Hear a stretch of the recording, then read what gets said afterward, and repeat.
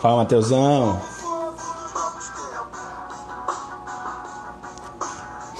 Boa tarde, galera. Sejam todos bem-vindos.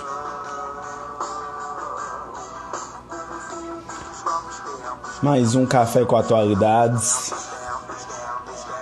Hoje com a participação do meu amigo Hamilton Vinícius, ou Hamilton Matemática.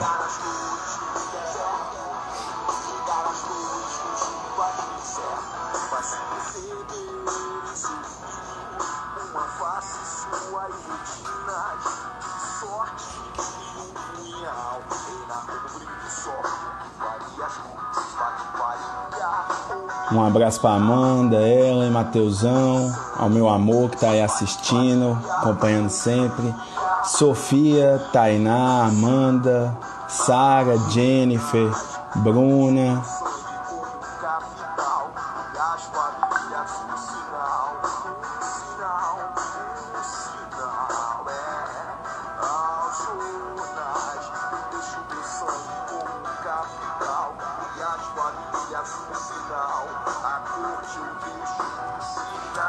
Hamilton tá chegando, só tá enchendo a xícara dele, o café, para que ele possa adentrar. Sejam todos bem-vindos. Vocês estão escutando o Rapa, a música O Salto.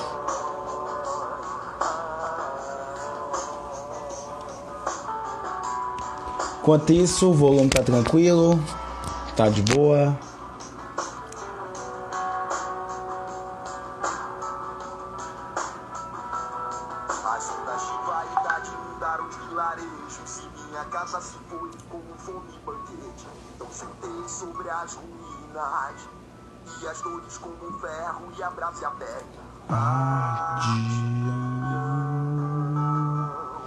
Como fogo dos novos tempos.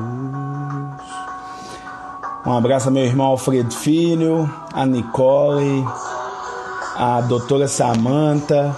A Mil tá enchendo o café, Dani. Estamos aqui aguardando todo mundo entrar também. Enquanto isso, escutem o Rapa, O Salto, música da década de 90.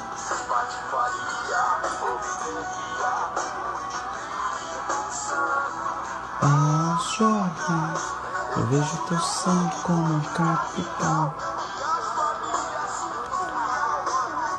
Vou abaixando aqui, gente, só para enquanto a Hamilton chega, a gente comentando algumas coisas, tá certo? Então aproveitar desse momento aí que a Hamilton tá tomando o seu café, tá enchendo sua xícara, para que a gente possa atualizar e introduzir a nossa live de hoje. Então, conforme está fixado aí, hoje no nosso Café com Atualidades, nós vamos discutir sobre a inflação do Brasil. Mais precisamente, a relação dela com as crises econômicas, né? Quando a gente pensa em inflação, naturalmente, na cabeça de quem já passou dos 30 anos, é associada à década de 80, um período em que ficou conhecido como a década perdida, na qual a inflação chegou a atingir o patamar de 1000% ao ano. Então, quando a gente trata inflação, naturalmente esse período gira ou vem à nossa cabeça. Aí, meu brother Hamilton acabou de chegar. Opa, galera, eu não tô na imagem, que eu tô enchendo a xícara aqui. Você vai fazer a entrada de luxo, né, Hamilton? Já entrar com a xícara na mão já, mas tá enchendo aqui. Então, gente, conforme eu falava aqui, Hamilton, naturalmente quando a gente fala de inflação no Brasil é associada à década de 80, antes do Plano Real ali, até 1994. Sim. Que é o período de maior inflação, né? Ou hiperinflação.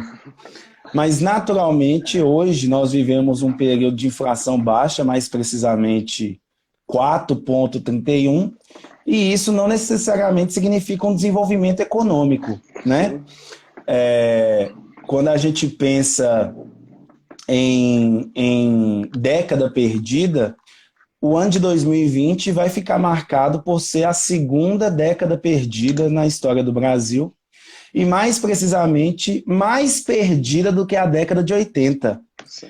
Porque o crescimento médio do Brasil nessa última década, 2011 a 2020, foi um crescimento de 0,9%. Isso porque nós tivemos 2 anos de menos 3,5%. Sim. Enquanto lá nos anos 80 foi 1,8%. Ou seja, compreender a inflação sempre foi algo que eu quis trazer para a sala de aula, porque quando a gente discute a Nova República, esse tema é muito presente e eu nunca soube tratar disso muito bem porque não é da minha área. Sim, sim. E quando eu trouxe o tema para você, você abraçou desde o início, como brother que é, e eu posso falar brother não só como seu jargão, né? Nossa amizade já ultrapassa décadas aí. Tem tempo Então, é um prazer recebê-lo aqui e agora dar um salve aí para todo mundo para que a gente possa iniciar a nossa conversa. Pessoal, boa tarde aí, né? Boa tarde. Primeiramente, agradecer aí, Pedro, pela oportunidade, pelo trabalho que está acontecendo aí nesse momento de quarentena, essas lives que tem essa questão interdisciplinar, né? Que a gente consegue abranger, além da história, com a entrada de outros assuntos aí, né? Âmbito econômico, educacional, político, que a história não tem como ficar longe do âmbito político, né? Não. E hoje vamos falar um pouquinho aí dessa parte da inflação, né? Que é algo complexo de entender, é muito complexo, é tanto que até grandes mídias tem hora que fazem confusão na interpretação de informações, porque são números. Números você pode trazer ao seu favor, pode mostrar com ideia drástica, ou então tá bem, tá ruim. A gente pensa muito até na questão do político, quando ele quer defender o dele, né? Fala, não, meu governo foi melhor, olha esses números aqui. É tudo muito... Os números existem, é uma coisa exata, mas a manipulação é muito fácil de acontecer.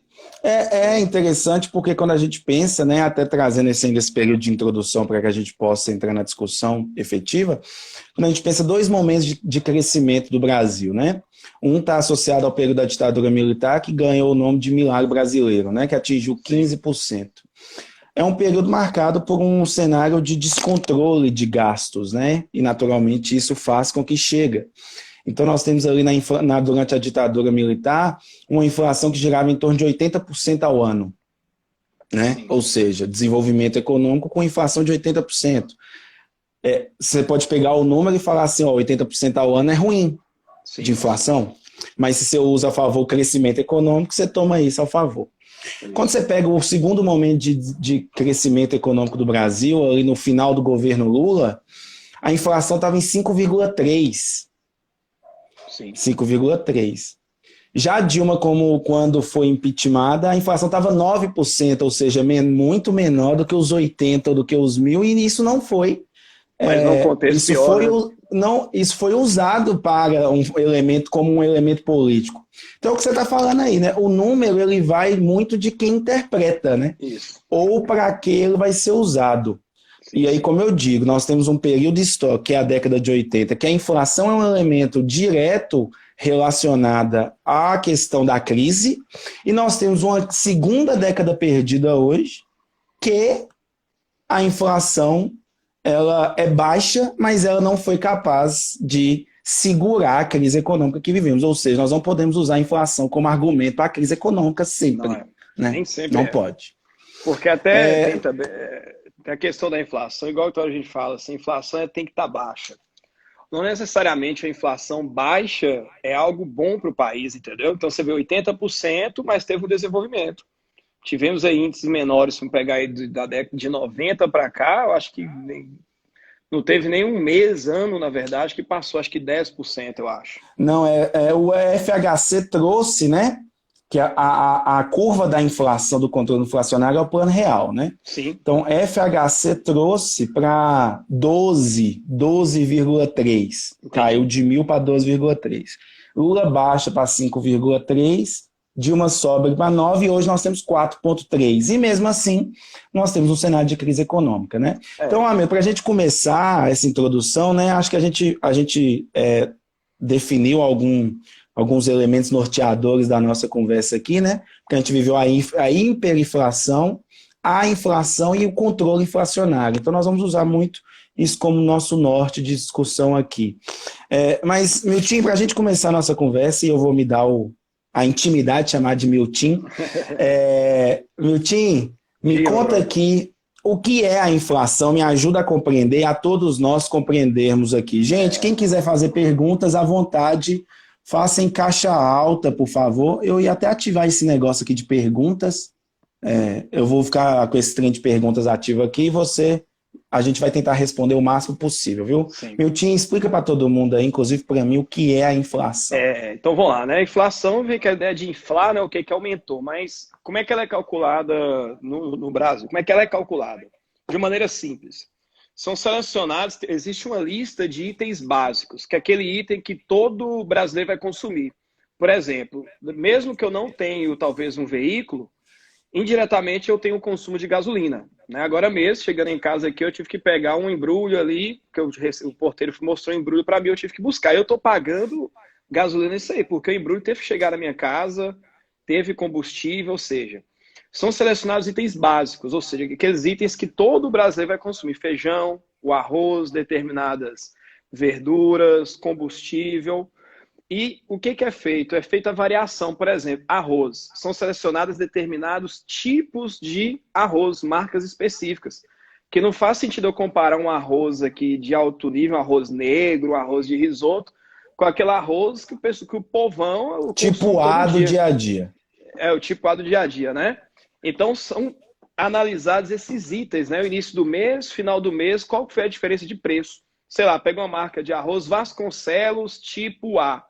Então, aí é feita a análise em cima daquele alimento lá, porque você tem um alimento padrão, um alimento de referência para você ver essa variação, entendeu? Então, é feita a média entre esses itens aí. É tanto que, por exemplo, hoje é o primeiro dia do mês, de abril, nós não temos, talvez ainda, o índice da inflação do mês. Travou. Aqui, bateria. Nós não temos... Não, mas voltou. Nós não temos o índice da inflação, por exemplo... Nós não temos o índice da inflação do mês de março ainda, porque é feita essa análise ainda, isso vai sair lá para o dia 10, dia 15, por aí, não sei. Então é feita essa média entre esses itens. Entendeu a ideia?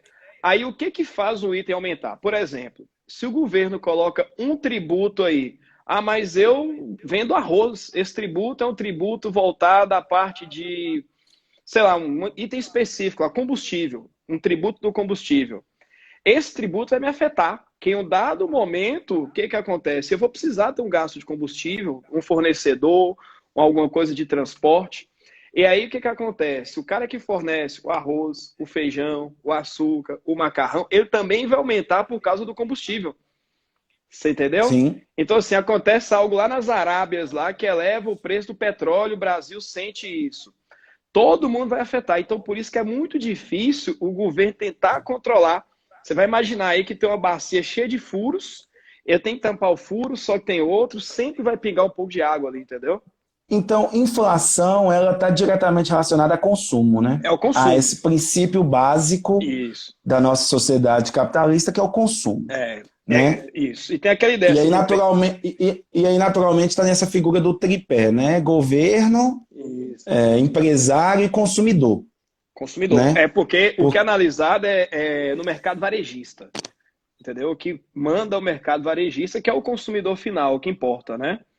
Então, assim, ele que vai mandar no preço, ele que compra, entendeu? Então, assim, é o mercado varejista. Mesmo tem os grandes lá, mas é o que chega no varejo. Então, por isso que é analisado o preço final, né? O preço final que é feita a análise. É uma coisa interessante, Amil, trazendo aqui um pouco para a relação histórica, né? O Brasil, no século XX, ele foi o país que teve a maior inflação do mundo. Sim. Foi o maior país da inflação do mundo a partir da metade do século XX.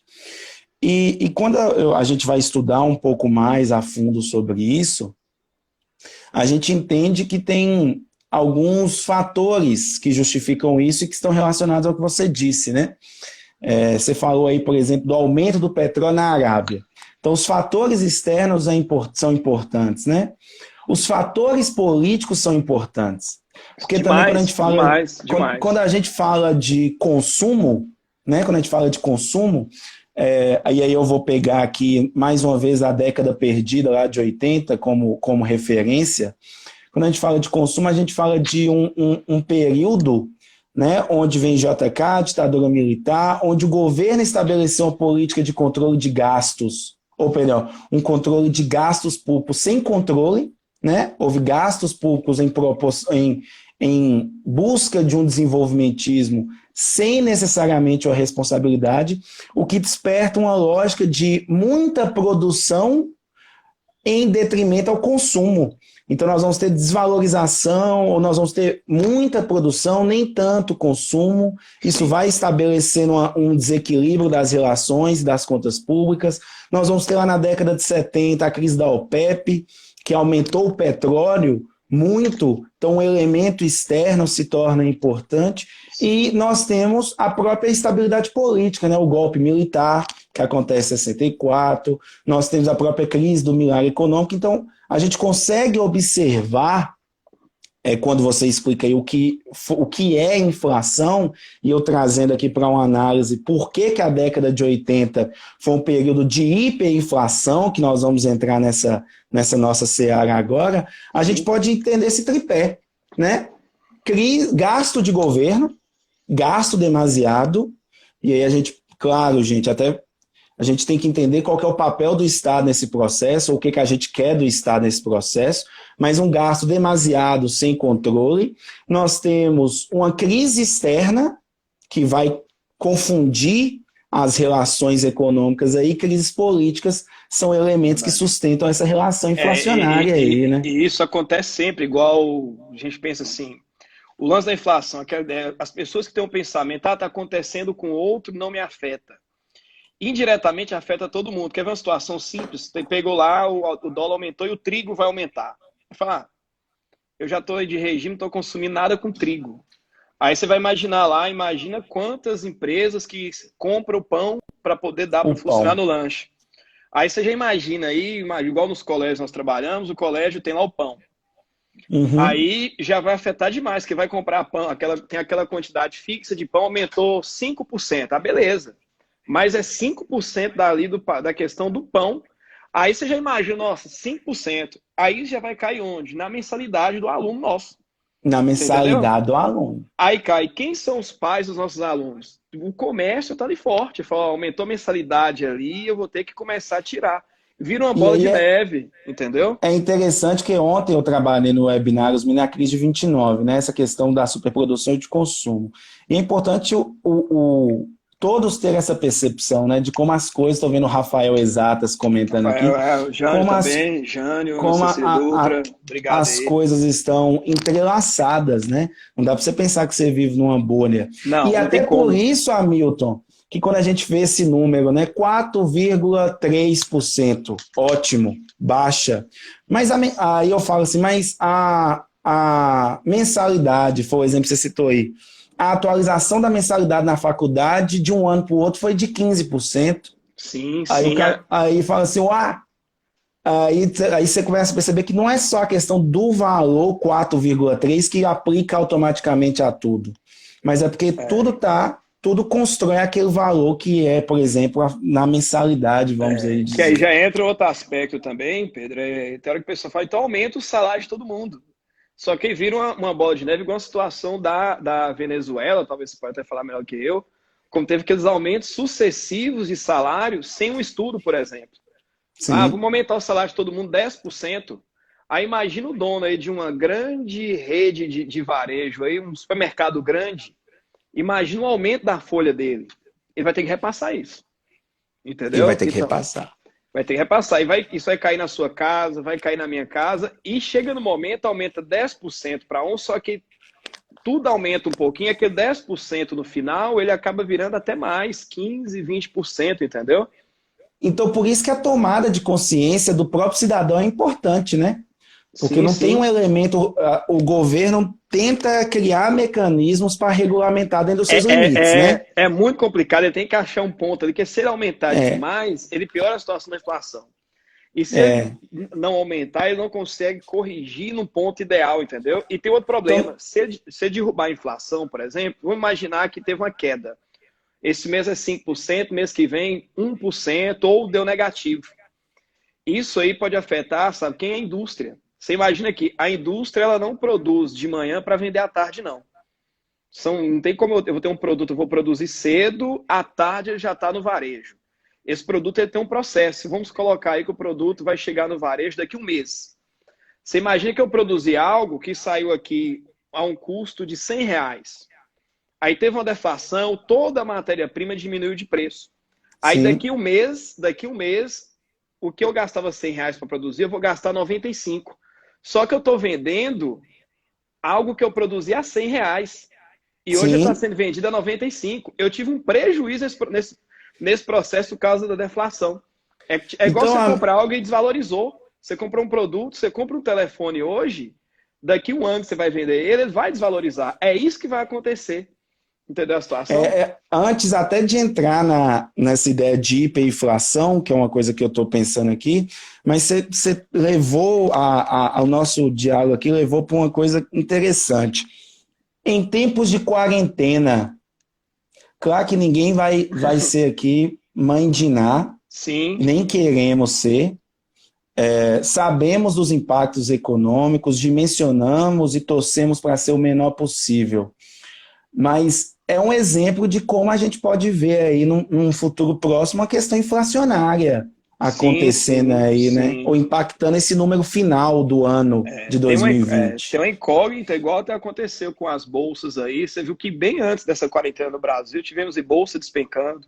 Despencando, As, cripto, 35% na Bovespa. as criptomoedas aí teve uma queda violenta, que o que eu mexo analiso, que é criptomoedas, bitcoins e outros derivativos. Teve queda assim de 45% em um dia. Em criptomoeda, como são 24 horas, 45% em 8 horas, por exemplo, caiu.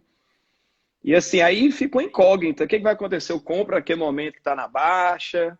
É tanto que eu estava até vendo algumas análises, empresas que começaram a valorizar, tem uma rede grande aí que é educacional, que é a Cogna, que é da Croton, que é dona da Somos, e vai, teve uma valorização no início da quarentena, porque eles têm muitas ferramentas de Uma mercado online, ferramenta digital. digital. Estamos usando, inclusive, E estamos nós usando. estamos. Agora você imagina ações da Google, por exemplo. Né? Google deve estar nas alturas agora, porque está o mundo utilizando ferramentas Google. Grandes empresas estão tendo que Uhum. comprar. Então, E, vai ter uma alternância violenta dos e aí produtos. entra também, eu estou vendo a Luana aqui falando, é hora que já temos muitos supermercados aumentando o valor do produto, aí Sim, voltamos à tomada, né?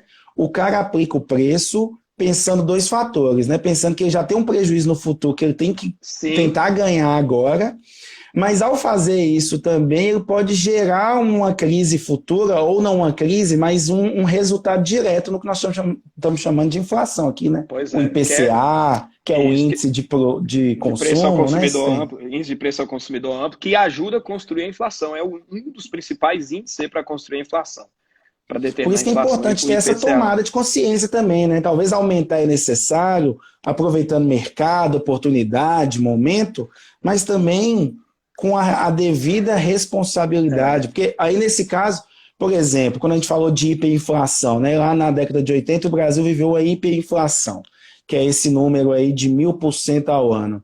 O governo, né? O Sarney, que foi o primeiro governante da nova república ali na redemocratização, ele estabeleceu mecanismos que o Brasil já estava entrando nesse cenário de hiperinflação, na qual o Brasil teve, só durante o período Sarney, 4 planos de governo, 4 planos Sim. econômicos, 3 moedas, né? Começou com o Cruzeiro, passou para o Cruzado, finalizou com o Cruzado Novo, foi cortando zero e Cortando zero. foi estabelecendo controle de preço. Ou seja, aí que se entende também. E não deu certo. Ou seja, o Estado ele tem um limite no processo. Ele E não pode fica chegar e falar difícil. assim, vai congelar o preço. É difícil. É difícil. Então, aí nesse caso, o que seria a hiperinflação? É uma inflação que atinge um descontrole, vamos assim dizer? A hiperinflação, se eu não me engano, eles colocam quando passa dos 50%, né? Ela é classificada como hiper, né? A hiperinflação. E aquilo que eu falei, é uma sequência de variáveis, né? É uma sequência de variáveis, o que eu vou manipular para melhorar. Então, por isso que ficam especialistas e especialistas. Eu vou tirar um imposto aqui, mas se eu tirar um imposto aqui pode não ser legal, vamos dar um desconto, alguma coisa do tipo. Igual nós podemos olhar até alguns países da América do Sul, por exemplo, o Uruguai tem aquela taxa que eu acho que é o IVA, eu não lembro como é que IVA, chama. Portugal tem, que é a única, não imposto único. Isso aí, por exemplo, esse imposto aí é um imposto, por exemplo, que o turista paga, eles dão um abatimento no imposto. É uma estratégia para o turismo. Para o turismo, mas talvez para outras linhas de consumo, ela não seja a estratégia ideal. No governo Lula nós tivemos, eu não lembro o nome, era linha branca, como é que chamava?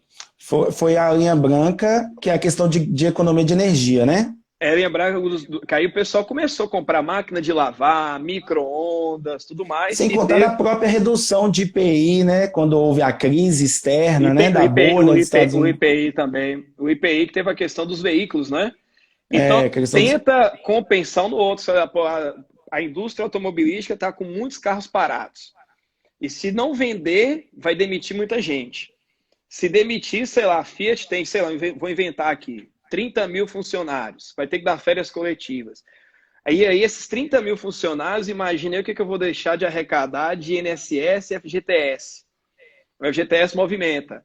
O FGTS vai ajudar a linha de financiamento de imóvel. Aí, olha como é que vai gerando uma reação em cadeia ali. O FGTS, sei lá, tem vários... O FGTS eu não lembro de qual, acho que ajuda no financiamento de imóvel, não sei se tem parte estudantil. Já mudou muito agora, né? Agora mudou, mas por isso que eu estou muito. perdido. Então, assim, aí imagina, 30 mil da Fiat. A Fiat, vamos colocar uma média de R$200, R$100 funcionário de FGTS. É um peso aqui, pô, já vai pesar, já vai me prejudicar lá na frente. Então, o governo tenta criar estratégias. É difícil, entendeu? É difícil, porque a gente pensa que quando, por exemplo, né, quando saiu o Sarney e entrou o Collor, o primeiro presidente eleito, logo de cara, para tentar justamente estabelecer um controle do consumo, que era a estratégia para tentar baixar a inflação, tentar reduzir o consumo, mais 2 planos econômicos, né? O Collor 1, depois o Collor 2, mais uma moeda, o Cruzeiro Real, corte de zero, eu nunca entendo. Nesse caso, o corte de zero é para tentar criar uma força junto à moeda internacional, né? Uma da ideia do corte zero é o seguinte, por exemplo, igual aconteceu na Argentina, por exemplo, eu acho que a maior nota, eu não vou lembrar de qual, a maior nota era os 100 ou 200 pesos, eu não lembro. Chegou no momento que eles tiveram que criar 500 pesos. É como se a gente falasse assim, eu fui ali agora, eu comprei um biscoito a 80 centavos. Imagina que tudo sobe de nível, o biscoito vai custar agora R$8 o biscoito. Salário aumenta, tudo multiplicou por 10. Então, aquela nota sua de R$100 hoje, ela vai ser equivalente a uma nota de R$10. Então, para eu sair com o que é equivalente a R$100, eu tinha que sair com R$1.000 no bolso. Então, vai começar a ter muita nota e aquela nota não valer nada. Então, a gente vai criar uma nota de R$500. A nota de R$500 é como se fosse os 50 aqui agora, entendeu? Venezuela, comprar guardanapo estava mais caro do que usar o dinheiro como guardanapo. Pois é, muito mais caro, entendeu? Aí você vai pensar, e aí, por exemplo, colocar o gente, vamos fazer aqui, R$1.000 agora vai ser o nosso novo R$1. Então, vou dividir tudo por 1.000. Só porque tem zero demais aqui, só que gera outro gasto, imprimir nota nova, tudo mais. Porque eu acho que é uma questão relevante, né, que a gente não pegou, a gente era muito pequeno nessa época, mas os mais velhos, aí com seus 35, 37, podem ter visto. Seus 35, que faltam 2 anos e meio. Mas você não acha que você não tinha com 4 anos ali? Talvez em Collor aí você tinha. Eu tenho experiência de vida disso aí. Eu acho que o troco, né? Você ia na padaria, o troco era tal. Agora o troco já cai. E daqui a pouco, no dia, o pai tinha que pegar seu salário, encher a dispensa de casa. Foi ele que criou as dispensas porque senão no mesmo dia o preço do produto aumenta e o salário não vai dar para comer. Eu lembro em Isso é a 93, hiperinflação, né? eu lembro em 93, eu tinha 6 anos e pai me dava uma nota no prezinho para eu poder lanchar. Essa nota, o que que dava para eu comprar? Um chupa-chupa e uma coxinha. Uma senhora lá do bairro, lá no JK, lá na Helena Prates, isso aí. Aí eu sempre dava a nota, pegava um chupa-chupa, uma coxinha, nota, chupa-chupa e coxinha. Chegou um dia lá que eu dei a nota para ela e esperei o chupa-chupa e a coxinha. Aí ela foi, escolhe, você quer o chupa-chupa ou a coxinha? Eu falei, ué.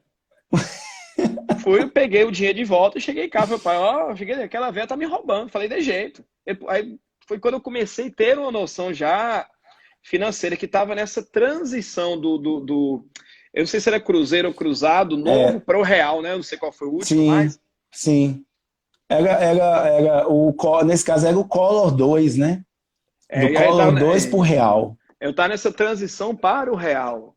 Entendeu? É tanto que teve esse momento, é tanto quando vi a nota lá, por exemplo, pessoal, não, coisa chique, nota bonita, notinha de R$ 1, né? Eu acho que é importante, nesse caso dessa transição, inclusive, fala, Cíntia, Dando tchau nesse aqui. caso, nesse caso, inclusive, houve o congelamento da poupança, né, para tentar evitar o consumo. Sim, sim, A sim. estratégia do governo nos anos 90 para tentar. Por que o governo fez aí, para quem não, entende, não viveu, e a gente não viveu, mas para tentar entender o que passava na cabeça de Collor ou da Zélia Cardoso de Mello, que era a ministra Hum, da Economia? Ele falou o seguinte: como nós vamos cortar o zero, a nota vai voltar a ter valor e vai ficar ainda competitiva com o dólar. Então a sim, galera vai comprar dinheiro, vai comprar coisas do exterior, porque a Argentina estava sem a aham, capacidade industrial. sim, Ou vai querer viajar para Disney, afins é, e tal.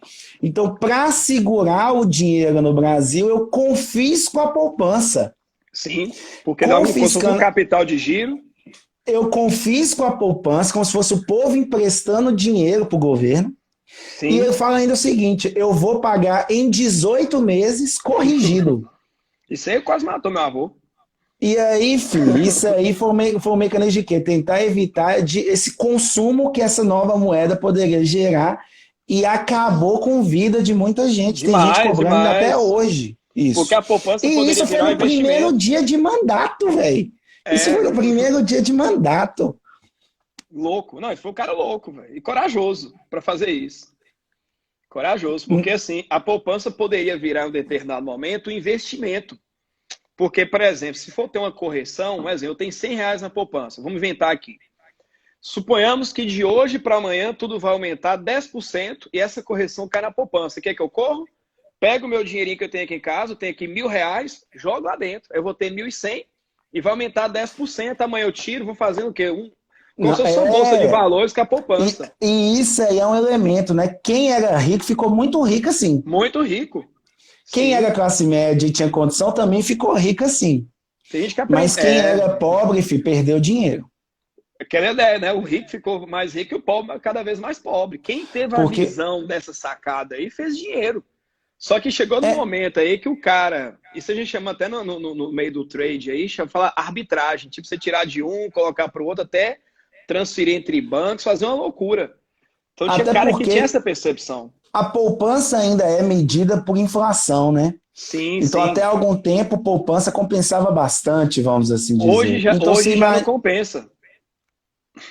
Eu sempre brinco com a galera que você colocar o dinheiro na poupança, você tem uma chance alta de você estar perdendo dinheiro. Por falar, mas como assim? Porque, por exemplo, vamos imaginar aqui que eu estou querendo comprar essa caneta aqui, né? R$ 1.000. É quase isso o preço, mas vamos colocar R$ 1.000. Aí eu falo, ó, poxa, eu tenho R$ 950. Só que aí eu não estou com pressa, vou comprar a caneta daqui a um ano. Vou esperar, vou colocar os 950 na poupança. Vou deixar ele render, que daqui a um ano vai dar R$ 1.000. Eu fiz minhas contas que vai dar R$ 1.000. Só que eu tenho que pensar o seguinte: poupança vai aumentar, os 950 vira 1.000? Vira. Só que os R$ 1.000 da caneta, a caneta passa, sei lá, para 1.020. Então pensa, meus 950 virou 1.000, só que o novo 1.000 agora é R$ 1.020. Eu perdi R$ 20 nesse meio. Igual sempre por isso que brinca fala que assim, perde dinheiro, né? perde. Por isso tem gente que fala, se eu ganhar na Mega Sena, eu vou pegar o dinheiro, deixar na poupança e fazer mais nada. Cara, primeiros 10 anos tá talvez legal.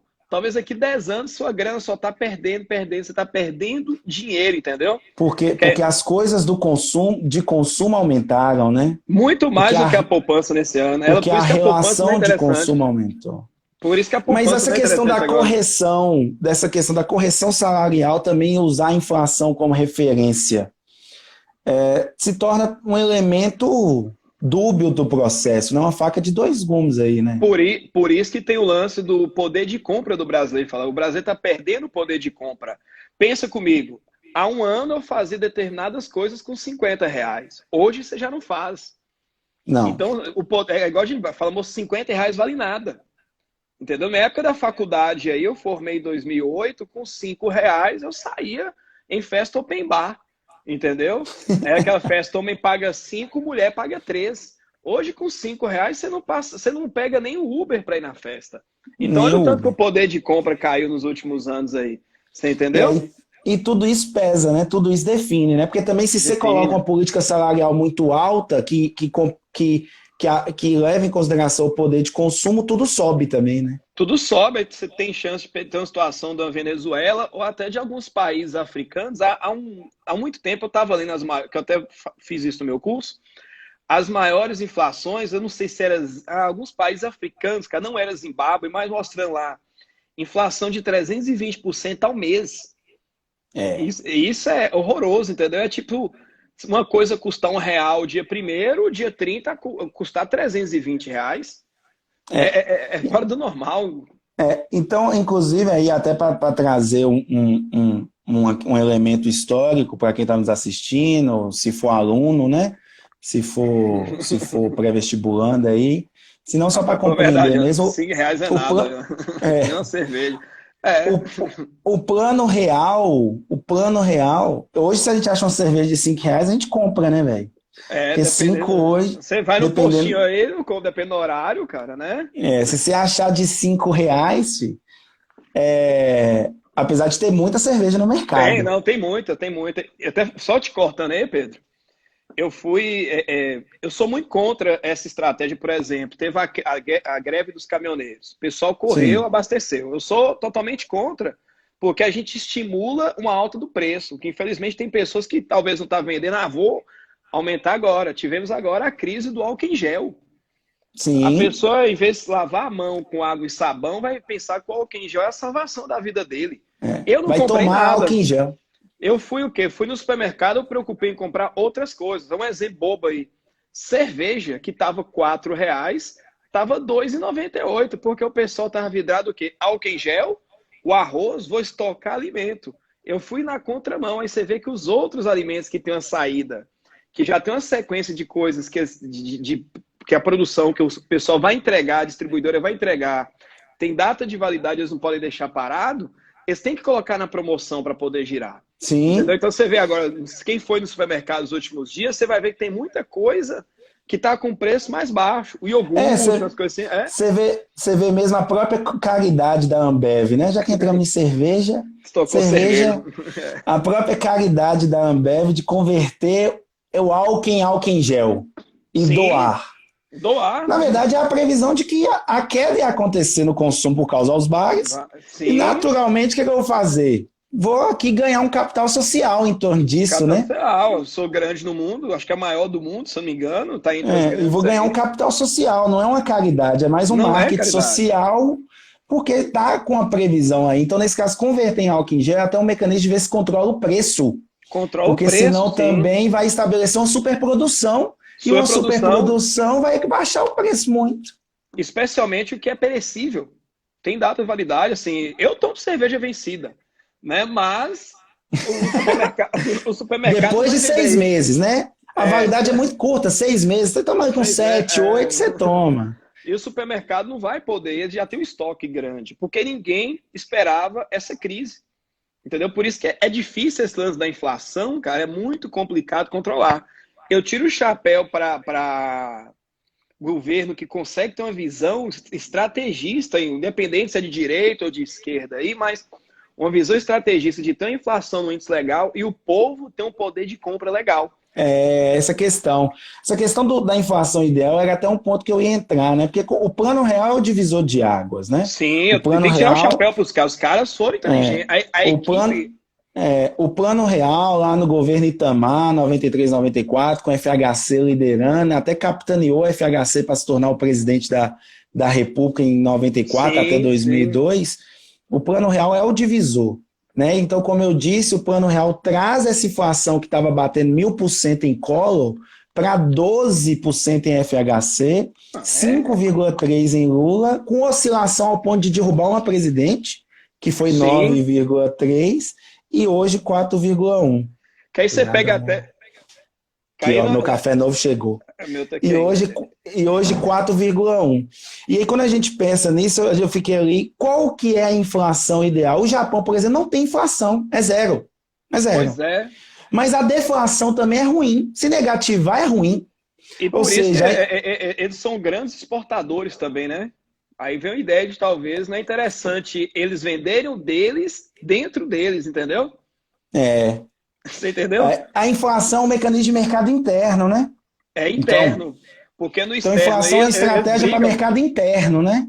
Pois é. Porque acho que é importante a gente até deixar claro isso. Inflação é uma estratégia para controle de mercado interno. Você vê uma coisa engraçada, eu tenho um amigo que trabalha em uma multinacional, eu trabalho na Vale. Ele trabalha na Vale e até comentando a estratégia da Vale e do minério. Eu falo, velho, ele trabalha no setor de suprimentos. Um dia eu converso, eu falei, vai, mas e assim... Vai mandar minério lá para o outro lado do mundo, velho. Eu acho que o navio gasta 30 dias, eu não lembro de qual, uma coisa assim.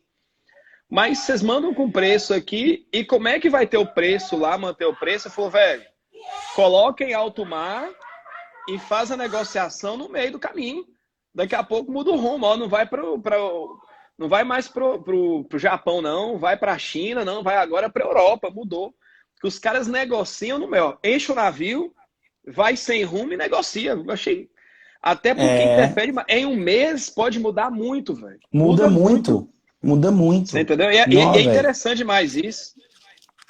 Pensar, Por isso que, tipo assim, inflação, e aí, nem é um conteúdo de ensino médio, né, Hamilton? Nem é um conteúdo de ensino médio. O que entra no ensino médio é muito simples, Pedro. É tipo assim. Mas o que eu acho que seria a economia, aí que entra a importância da economia financeira, né? Então, até te falar a verdade. Assim, talvez como conteúdo educacional. Nem na graduação, por exemplo, de matemática, não comenta sobre. Entendeu? Não comenta sobre. O comentário diz forte é no curso de economia, por exemplo, que tem um comentário forte. Assim, eu falo assim que eu gosto muito de história, você sabe, eu gosto de história, estudo história sempre que eu posso, e essa parte de inflação é uma coisa interessantíssima, entendeu? Que eu pego e estudei a parte, por curiosidade também. Aí, Hamilton, só para a gente já entrar na nossa reta final, quando a gente pensa esse período atual, né, essa segunda década perdida, 2011, 2020, onde nosso crescimento foi de 0,9%, o crescimento médio. A esperança que tinha para crescer esse ano já era. A esperança que tinha para crescer. Para esse ano ser um ano que conseguisse quebrar a ideia de década perdida, a gente tinha que crescer 10%. Coisa que não cresceu. Não cresceu em período bom. Na Nova República, o máximo que nós crescemos foi 9% na Nova República. E então, se crescer agora aí, a galera da economia aí vão ser deuses. Deuses. Eles vão ter que comandar o mundo, ser deuses, né? Então, a nível de mundo. Nessa segunda década perdida, aí a gente vê elementos semelhantes em certos aspectos com a primeira década perdida, no que tange a crise interna, né? Tivemos impeachment, crise política. Sim. Crise política é interminável, por sinal, né? Eu sempre falo com os meninos, especialmente na aula de Revolução Francesa, que eu uso como referência para entender tudo, que uma crise econômica gera uma crise política. E enquanto uma crise política não é resolvida, a economia não melhora. Então, essa crise política nossa é interminável, que agora está adentrando a uma crise social com a questão do coronavírus, e que vai interferir. Mas sem contar que nós temos o elemento externo, né? crise de 2008, crise de 2012, a América Latina em recessão profunda que afeta diretamente nosso mercado, a própria China vivendo um cenário de crise. De crise. Então, são elementos semelhantes, né? O que muda é que no campo da inflação a gente tem um número muito bonito, um número muito Sim. bonito, um número que vai ser usado por o governo, como mecanismo de falar assim, Temer terminou o governo e falou assim, a inflação foi 3,95. Só que é vai uma ser coisa usado, que ninguém fala, né? Mas e aí? E aí? E consumo? E renda? E dinheiro? E circulação econômica? Então, acho que é importante entender que a inflação tem o peso, teve o peso na década de 80, hoje nem tanto, mas que ela não é o elemento responsável pela crise de fato, né? A crise Sim. de 80, sim. Hoje, esse número também não está refletindo em desenvolvimento econômico, até por graças a essa figura do mercado interno, que é o que a gente falou aí, que é um elemento importante. Pedro, só pra você ter noção, cara, eu tenho um dado aqui, eu até usei numa aula minha aos 2 anos no Colégio Padrão. Você tem ideia, se você pegar em 20 anos, aí, de 94 a 2004, em 94, R$ 100, beleza? R$ 100. Sim. R$ 100. Em 2014, R$ 100 equivaleria a R$ 22,35. Imagina um viajante do tempo, ele tem uma nota de R$ 100 em 94. Viaja no tempo, 20 anos depois, 2014, aqueles R$ 100 dele equivale a R$ 22,35. Imagina que vai fazer uma taxa, vai rolar um câmbio. Ó, você chegou em 2014, casa de câmbio aqui, casa de câmbio do tempo. Você vai receber 22,35. Você vê o tanto que caiu, cara. Quase 80%. Não. E você vê, aí você vê cesta básica, né? Cesta básica é outro índice que tem os itens da cesta básica, existe uma lista. Eles são fortíssimos para o cálculo da inflação, entendeu? Quando acontece um aumento do tomate, por causa da intersafra, e aí tá, e aí vai. Então acho que é importante, gente, aqui já para, não sei se a Hamilton quer compor mais alguma coisa, mas eu acho que está num tempo bacana, Só né? um outro detalhe aqui, cara. Uns 50 minutos aí, mas a gente já está encaminhando para a reta final do nosso bate-papo. Só mais um detalhe aqui. O salário mínimo em 20 anos, nos 20 anos aí, ele pegou aí de outro dado que eu tinha aqui. O que acontece? Ele subiu mais de 250% acima da inflação de 94 até 2014. Ele teve uma alta de 633%. E você vê que isso não foi bom. Não melhorou. Isso não refletiu no bolso. Não chegou no bolso, né? Ou seja, não chegou no bolso. Ele ficou 250% acima da inflação. Então, é difícil achar um ponto assim. É esse o ponto. Ideal.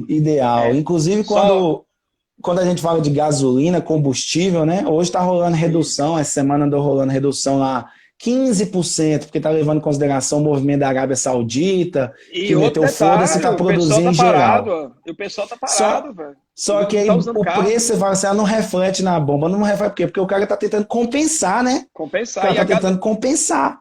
E a tendência do combustível agora é ter uma queda, né? Por quê?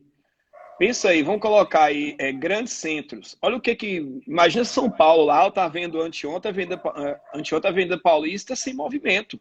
Então, tanto de combustível está deixando de ser consumido. Montes Claros está um domingo. Você entendeu? Então, assim, interfere. Só responder a Luana aqui, a Luana falando sobre projeto de inclusão da educação financeira na grade de ensino, pode ser que seja debatido.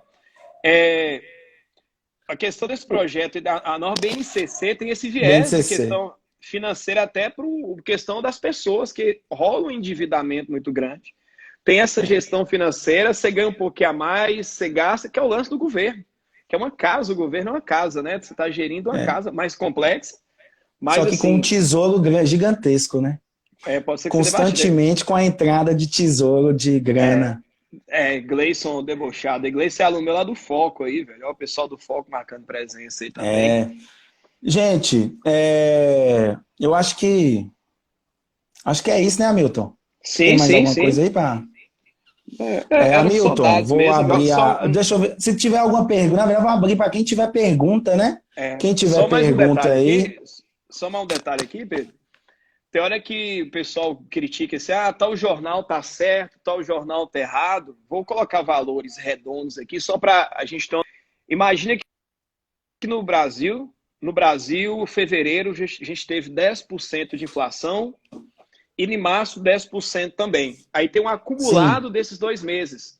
Aí muita gente fala, pô, 10% de fevereiro, 10% de março, 20% acumulado. Não é assim. Não é assim, não é somar o que foi cada mês.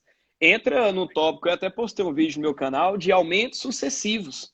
Então você imagina, uma coisa custava R$100, ela aumentou 10% em fevereiro, ela vai para 110. Sim. Então em março ela já entrou R$110. Se aumentar 10%, 10% R$11. Tá travando, meu time. Tá aí, tá aí, tá aí.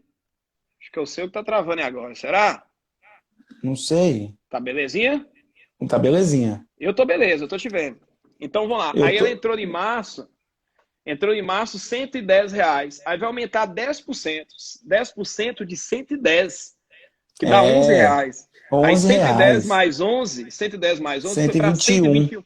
Então aumentou R$21 em relação a 100. Eu tive 21% de aumento, entendeu? Por isso, se eu tenho, por exemplo, 1%, 1%, 1% cada mês, a previsão não é de 12%, é muito mais do que isso. Entendeu? Eu vou bater lá meus 13, 14, até 15% no meu ano. Não, é complicado. Mas eu acho que por isso que é um elemento importante da gente ter trazido para o debate, porque não é tratado, né? Não sei em mídias para usar os números a seu favor, a favor do A, do B, do C, o governo usar a favor de A, de B, de C, economista para fazer algum tipo de propaganda de si, mas para o grande público mesmo, fica só a ideia do número, né? Importante a gente trazer para o debate para que a gente possa justamente ter essa compreensão mínima, né? Uma compreensão mínima de como funciona esse processo e de como o Brasil economicamente já foi impactado por isso. Só comenta comigo aí o seguinte, você falou no início a questão do momento da ditadura, que teve um grande crescimento, a inflação de 80%, qual foi o período de ano, só para poder colocar um dado foi aqui? O milagre brasileiro, ele fala que o milagre brasileiro foi 69 a 73. 69 a 73? Só pra você ter ideia, a década de 60, convertendo, quer dizer, tudo para real, final da década de início da década de 60, o salário mínimo era R$ 2.788, com valores atuais. Se a gente convertesse, ia ser R$2.800. Pois é, aí, ó, tá vendo? Aí, o início de 60, aí teve uma queda nos salários, terminou aí, começou a década de 70, o salário mínimo R$ 1.200. Só pra você ter noção aí. Entendeu? O salário foi, terminando a ditadura, o salário foi caindo, entendeu?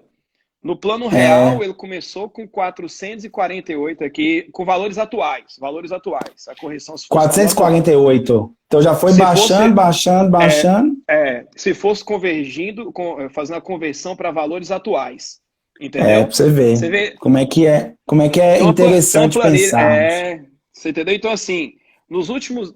Rolou uma descida, né? Ditadura, né? Então, depois... Rolou a época lá do plano real, caiu, jogou todo mundo no mesmo nível ali, jogou todo mundo no chão, e agora vem aumentando aos poucos aí, novamente. Pra você ter noção aí. Então, assim, década de 60, década de 70 foram os maiores salários, transformando em reais. E o Brasil, e foi um período de muito gasto, porque também nem tinha a lei de responsabilidade fiscal. Então também o Estado gastou muito, sem preocupar. Entendi. Com amanhã, e aí você fala, não tinha licitação. Então pensei, JK construiu Brasília. JK construiu Brasília em 5 anos. Teve licitação para construir Brasília, gente? Então, isso amigos. Hamilton, gente, pra gente finalizar aqui, essa live vai estar disponível. Vai estar disponível no YouTube, viu, no meu canal amanhã. Hamilton, se quiser também eu envio para ele, publica no canal dele. Então vai estar disponível nos canais. Então passa aí para quem não participou. Dá um abraço, mandar um abraço aqui, né? Você já mandou para Gleison, que foi aluno seu. Para Melissa, nossa aluna lá em 2011. 2000 estão ficando velho, hein? Estão ficando velho, amigo. Ficando velho, filhão. Ficando velho. Sala 11, Pedrão sala aí, 11, Pedrão aí, sala Pedrão 11 do aqui. biotécnico. Sala 11 do biotécnico. Tem tempo, hein, velho? Pedro, Tem tempo. Pedro Alves, Gabi Pedrão é Bicalho. aluno Pedrão é aluno lá do padrão aí. Mérito aí, É. Pedrão. Obrigado aí, máquina. Estou vendo aqui também Luana participando muito. Luana sempre presente, aluna do Biomáximo. Alano Borges. Rafael Exata, você já comentou. Né? Obrigado a presença de todo mundo aí, gente. Eduardo Barros chegou aí na paz. Eduardo Barros. Antiga Sala 11. Antiga Sala 11, lá do biotécnico da Carlos Prates. Isso aí é antigo. Chave, Maria. Gente, então é isso. Acompanha a Milton aí nas redes sociais. A Milton também tá fazendo lives diárias, né, Hamilton? No YouTube, no canal do YouTube. Hoje mesmo terá? Não, hoje não. Hoje tá falhando. Só acho que ficou só nessa live. A Milton tá fazendo lives diárias no canal do YouTube. Isso, vídeo todo dia também, todo dia tem vídeo lá. Eu tô diariamente aqui,